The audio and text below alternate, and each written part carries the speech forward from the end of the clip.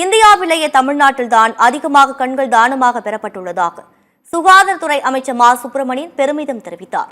சென்னை எழும்பூர் அரசு கண் மருத்துவமனையில் அமைச்சர் மா சுப்பிரமணியன் பேட்டரி கார் சேவையினை துவக்கி வைத்தார்.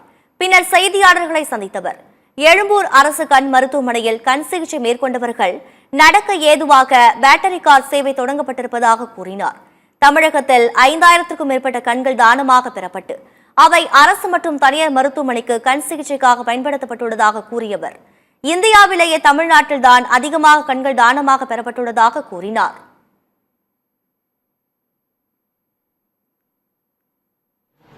இந்த ஆண்டு தற்போது வரை 5946 கண்கள் தானமாக பெறப்பட்டிருக்கிறது. தானமாக பெறப்பட்டு அரசு மற்றும் தனியார் தொண்டு நிறுவன கண் மருத்துவமனைகளின் மூலம் கருவழி மாற்று அறுவை சிகிச்சைக்காக பயன்படுத்தப்பட்டிருக்கிறது.